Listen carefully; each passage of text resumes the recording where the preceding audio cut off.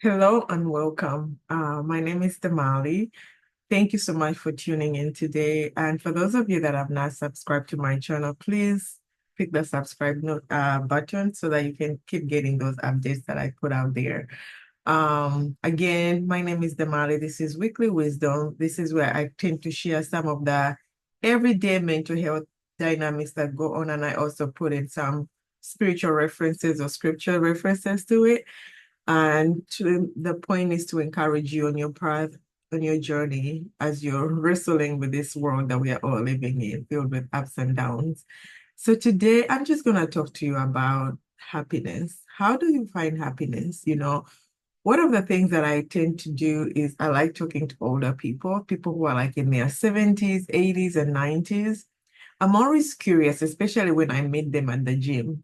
I'm always curious to find what motivates them to keep working out in this stage in their lives. I see guys who are running, I see them on spinning. There's a guy that is consistently swimming miles.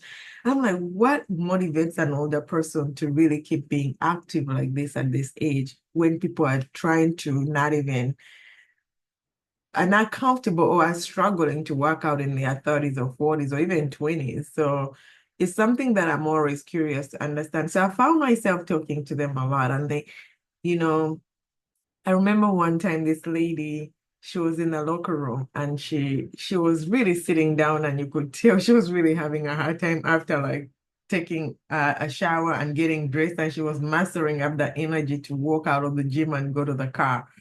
And so I was talking to her and I said, yeah, it's not really easy as it may seem.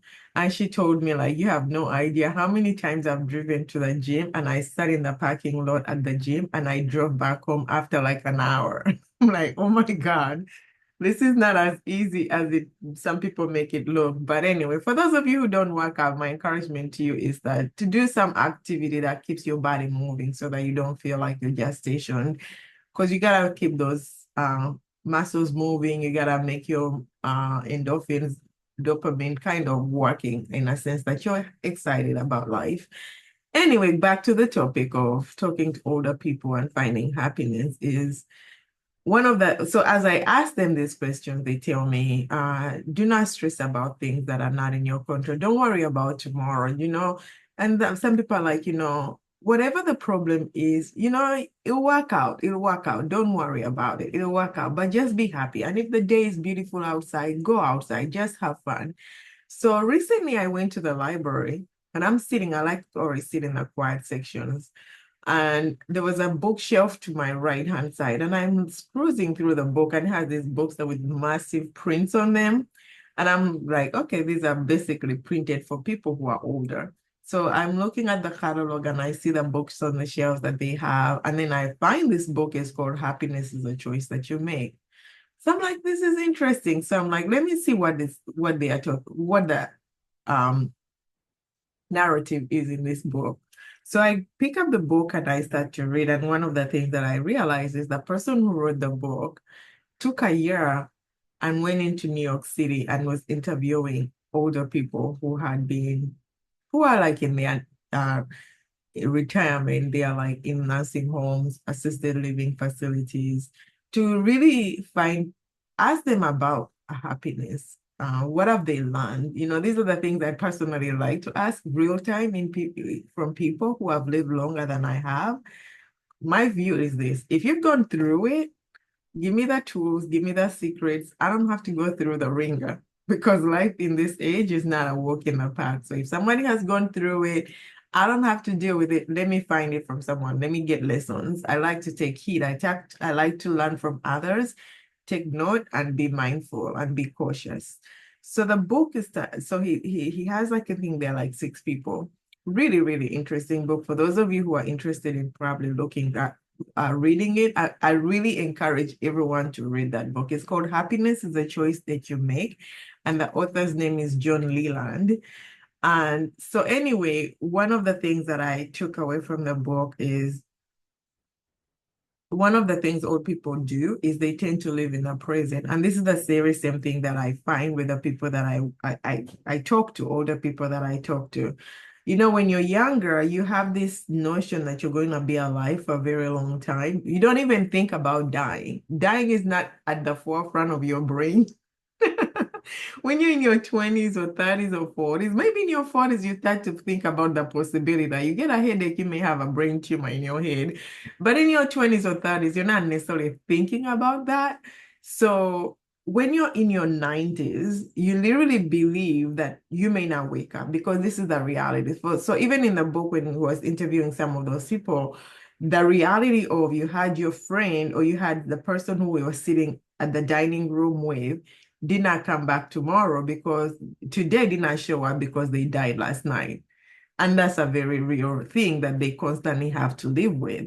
So you're literally at death doors every day because you just don't know.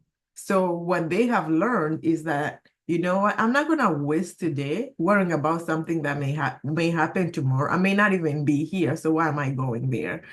And it's very interesting for those of you that read the Bible, when the scripture says, do not worry about tomorrow, for tomorrow will take care of itself. And I'm thinking, why does it take us 90 years to believe that that is the truth, right?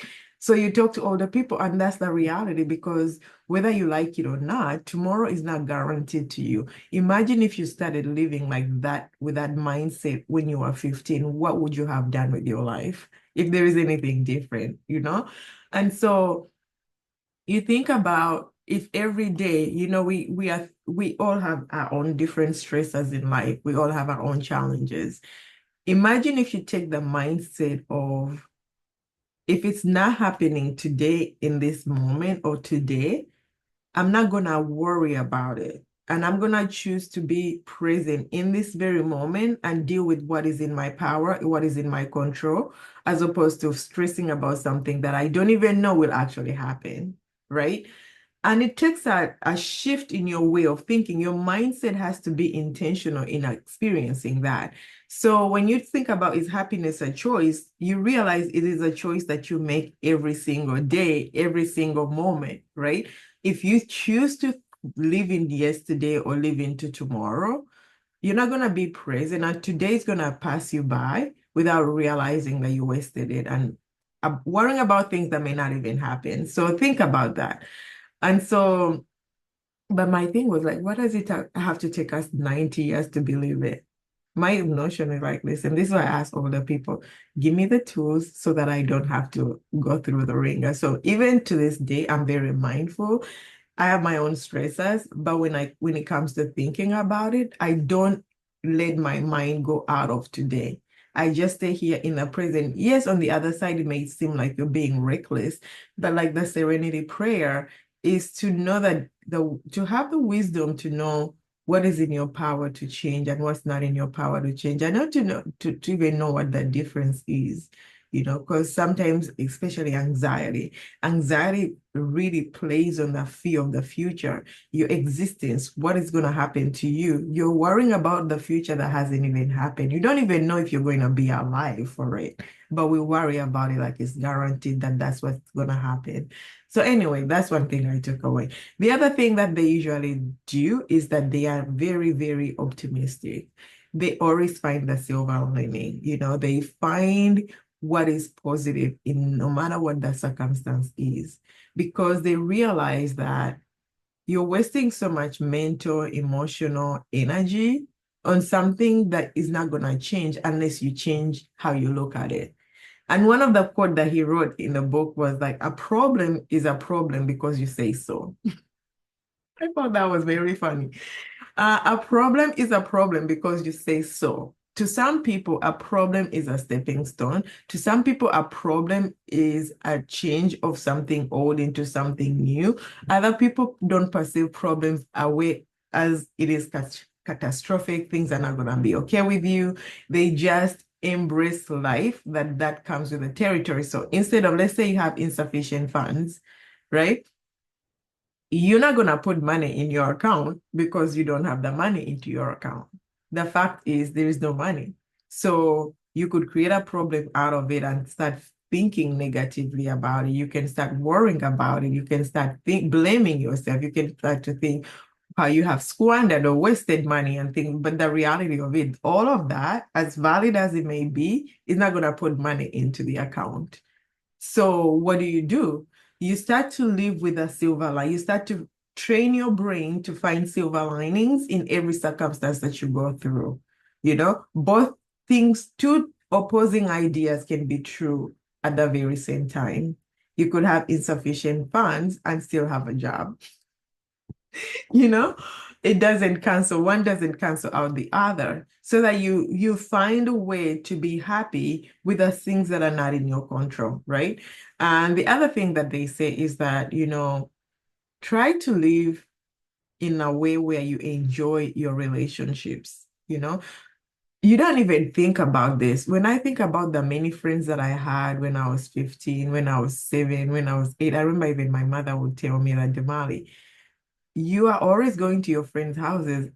Do your friends come here all the time? Because first of all, I didn't have sisters, so I always wanted to have a sister. But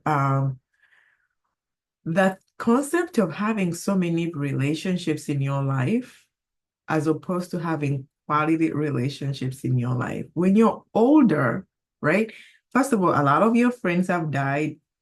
Most of your classmates or your buddy buddies, if your buddy buddies are the people who are in the facility. If you're in a facility, those will be the people who will be your buddy buddies. If you're playing bingo, if you're doing any uh workouts like swimming and things like that, aquatics, those will be your buddy buddies. Or if you do any active, but if you don't even do any activities at all in your old age, you're basically a lonely person unless you have good connections with your family members. And so the gist of it is being mindful about having healthy relationships, quality relationships, people that you can rely on, people that can depend on you and you can depend on them, not in a toxic, unhealthy way, but like, God forbid you need someone to drive you to the hospital. You have people like that who could drop anything and just be there for you, as opposed to having the quantity of relationships without thinking about the quality of the relationships that you're having. So even as you're trying to be happy, don't try to strain yourself with relations because it's a good idea to have. And I know for some of you who are extroverted, the more the merrier. But when you get old, you realize, first of all, your mobility is limited for some, that they can no longer drive. They don't have a driving license, or they don't even have a car, or you don't have, your physical body is not able to move as it used to move. You have to have a walker or a wheelchair, or somebody has to be alongside with you. You cannot do things on your own. You have to have an aid. So when you think about that old age, what's the point of the multitude of gazillions of friends that you may think that you needed? I'm not saying that you shouldn't have friends either, but being intentional in the quality of relationships that you build so that you're able to enjoy and be happy. Because happiness is not going to come to you. You're going to make choices that make you happy. So if you're associating yourself with friends that consistently disappoint you, consistently not there for you, consistently not understand you, why would you have to do that until you're 90 to come to the real reality that when you're in a wheelchair, you really don't have that many friends to come to you, because unless you created healthy relations with your family members, those are the people that are going to come to you. So even as you're living in your everyday life, make quality relationships. I remember even I used to volunteer with Hospice. The reason why we would volunteer, because there are people who would be on their deathbeds and they didn't have anyone to visit them. So the volunteers come and fill up those spaces. And one of the things that I realized is that when you're healthy, give your time, give yourself into investing into other relationships, be there for others, because you may not have children. I've seen, because people usually say, if you don't have children, who's going to take care of you when you're old? Who's going to take care of you when you're old or sick? The reality of it, you could have children, you could have a gazillion kids, and you could be on a deathbed by yourself, you know? So it is not about having 10, 100 kids or whatever. It is, you could develop relationships with people in your younger age that are quality, that they respect you, that you're valuable to them enough that even their family may consider you to be family, so that you don't have to just think that Because I've seen people who have just have to have children because that's the mindset of who's gonna take care of me when I get older. They don't invest in these quality relationships where they feel like, you know what, if I get sick, I have quality friends, I have quality relationships. Even the concept of creating memories. One of the ladies was like, what keeps them going is the fact that when they are by themselves, they think about those memories that they created when they were younger. Those are the things that keeps them going, that they are grateful, they are happy about those moments, bring them happiness, bring them joy in this present. So for some of you who are still looking into like possessions as a way to be happy, vacations as a way to be happy, even when you take vacations, be mindful that at least you're creating beautiful memories that when you're 90 or 100, you can think about those memories as good as opposed to, oh my God, that's the day we broke up. That's the day was the last time we talked to one another. You don't want that to be your narrative by being intentional in making those decisions. And so that's another thing that they do.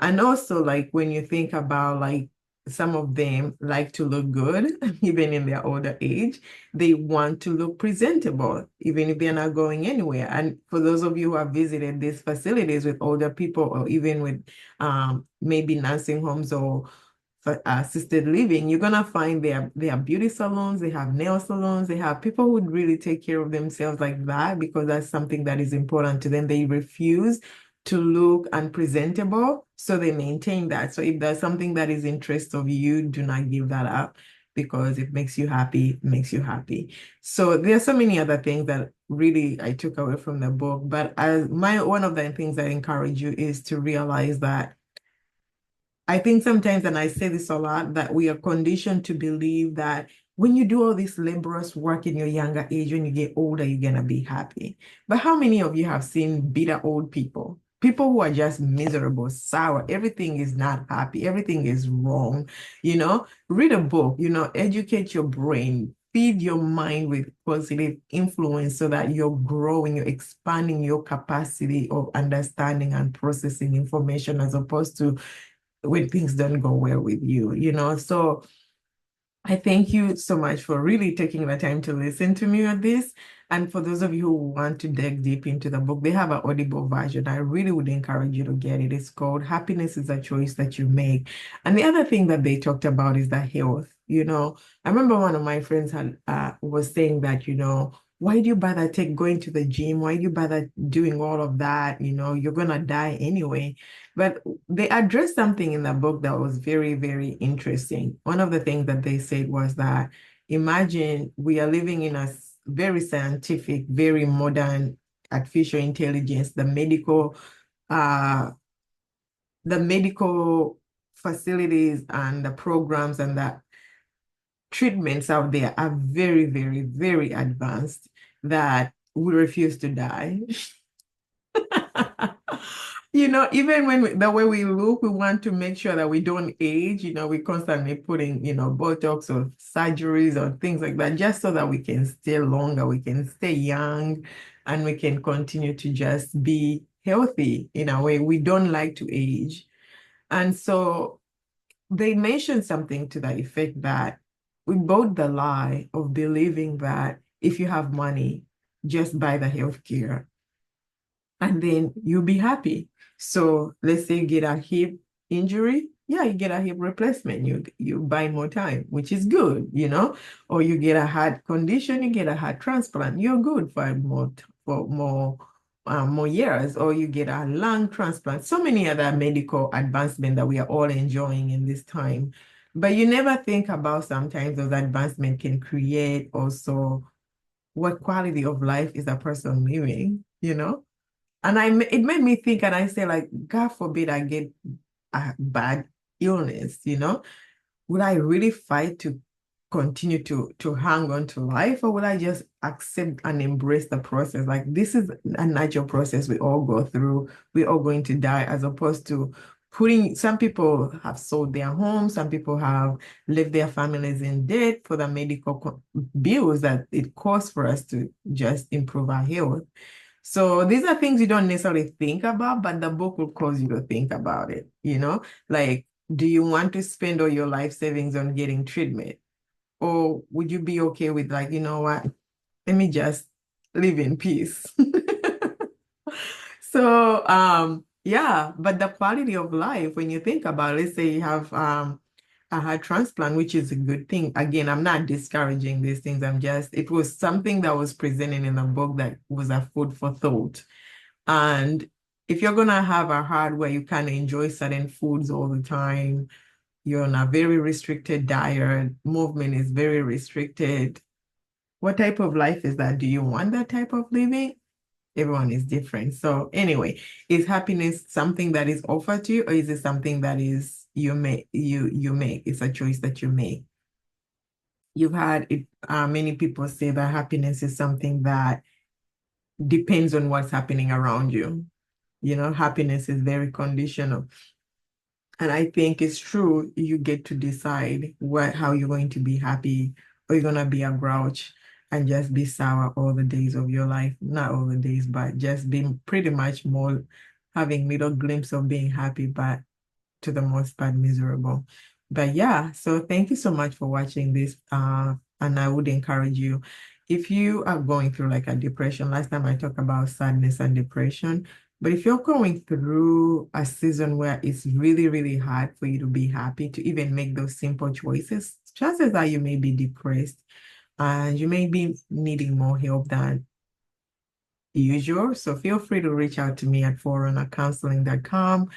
You can schedule like a free consultation and I will talk to you and we'll see where we can take it from there. Understanding yourself, be intentional in how you live and not take it for granted that you'll be here tomorrow because you may not. As you get older, you realize it's a privilege to even get old. It's not guaranteed. For some reason, in our arrogance, in our pride, we think that we are supposed to age until 100, but it's really not guaranteed. So if you are mindful in how you're living, see what will bring you happiness so that you can continue your life in a happy way. Life is filled with ups and downs, but no one is exempted from it. So thank you so much for watching. Again, visit me on my website, forerunnercounseling.com, and we can take it from there. Thank you for watching.